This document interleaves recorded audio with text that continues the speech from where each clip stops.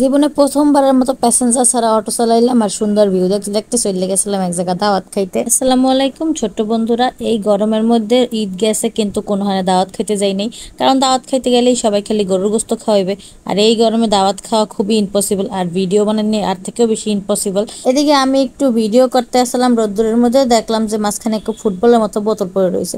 তো সুস্থ তো হাঁটতে যাওয়ার মতো লোক আমি না, একবার একটু খেলাইতেছিলাম ফুটবল ফুটবল, কারণ আমার লগের লোকেরা এখনো রেডি হয়। প্রত্যেকবার এইটা হয়, আমি আগে আগে রেডি হই আর তারা অনেক লেট করে।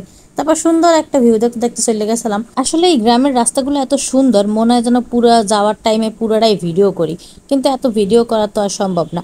আর এত পরিমাণ রোদ্দুর আসলে, একটু মেঘলা একটু রোদ্দুর, কিন্তু যে জায়গায় রোদ্দুর আসলে ওই জায়গায় মনে করো যে একটা ডিম দিলে পৌঁছেই যাবে, এত পরিমাণ গরম। তারপরেও কিছু করার নাই, কারণ রিক্সায় তো মাথায় রোদ্দুর লাগে, কিন্তু দুই এক জায়গায় একটু ঠান্ডা ঠান্ডা আসলে ছায়া জায়গা, ওই জায়গায় সুন্দর লাগছিল। আর এই রাস্তাটা খুব পছন্দের আমার, কারণ এই জায়গায় অনেক বেশি বাতাস ছিল আর দুই পাশে কলা গাছ। গ্রামের এই রাস্তাগুলো খুব ভালো লাগে, শহরে এই রাস্তাগুলো দেখা যায় না। তবে তারপরও শহরে গরম কম, গ্রামে এত বেশি গরম। ওয়েদার এত সুন্দর, কিছু মেঘলা কিছু বৃষ্টি, তারপরও এত বেশি গরম লাগে। আর শহরে এর থেকে হয়তো বা একটু কমই লাগে, আল্লাহই জানে। যেহেতু বেড়াইতে যাইতে আসি, মিষ্টি তো নিতেই হবে, তো মিষ্টির দোকানের সামনে দিয়ে বড় কাঁড়াল থুই দিয়েছে। আর এত বেশি রোদ্দুর, দোকানের মধ্যে ভিড়, ঢোকার কোনো জায়গা নেই, কিন্তু বাইরেও দাঁড়ানোর মতো অবস্থা নেই, এত রোদ্দুর। তারপর একটু টক মিষ্টি দই কিনলাম যে একটু খাইয়ে জিরাম। হ্যাঁ, বমু কোথায়, এত রোদ্দুর, রোদ্দুরে দাঁড়ানোর জায়গা নাই। আর মানুষজনের এত ভিড়, আর আগের দিন রাত্রে কারেন্ট না থাকায় কোনো গাড়ি নেই। টক দই গুলো বই রয়েছি গাড়ির আশায়, কিন্তু গাড়ি পাই না। যাও একটা গাড়ি পাইছিলাম, হ্যাঁ অর্ধেক পথ নিয়ে গেছে নামাইয়ে, কয় এখন আরে না, আমার গাড়িতে চার্জ নেই। আর গ্রামের রাস্তা তো এমনই, একটুখানি পিচ ডালে, আবার একটুখানি কাদা, একটুখানি আবার খোয়া ডালুন নিয়ে, মানে একটা নাজেহাল অবস্থা। এখন আর কিছু করার নেই, এখন এই ভিউ সুন্দর দেখতে দেখতে রাস্তার খুলতে খুলতে হাঁটতে হইবে। আর এই জায়গায় কোনো গাড়িও চলে না।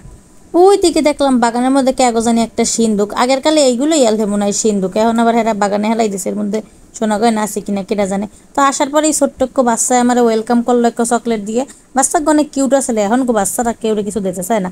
এই এক আমার হাত দিয়ে একটু চকলেট দিচ্ছে, যাক ভালোই লাগছে। এরপর একটা মশা আসলো আমার ওয়েলকাম করতে। মানে গ্রামে অনেক মশা, কিন্তু আমাদের বাড়িতে তেমন মশা নেই। এরপর খাওয়ানোর পর্ব শুরু হয়ে গেল। তো প্রথমে ছিল আম। আর গ্রামের এই একটা জিনিস ভালো, যে এই জায়গায় যা যা খাইছি, ফল থেকে শুরু করে যে কোনো খাবার ম্যাক্সিমামটাই ছিল তাদের নিজেদের। তো সেমাইটা তো আর নিজেদের রইবে না অবশ্যই। এরপর সেমাই অনেক গরম একটু খাইতে আসলাম। আমি আসলে চিনির জিনিস খুব বেশি খাই না, আর সেমাই অর্ধেক একটু খাওয়ার লগে লগে লুডুসও আইয়ে পড়ছে। লুডুসটাও ভালো লাগছে, এইটা খাইছি, কিন্তু সেমাই আমি খাই নাই, কারণ সেমাই আমার খুব বেশি পছন্দ না।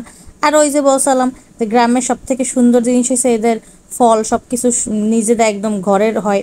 তো এই যে এখানে লেবু গাছে কি সুন্দর লেবুই রয়েছে।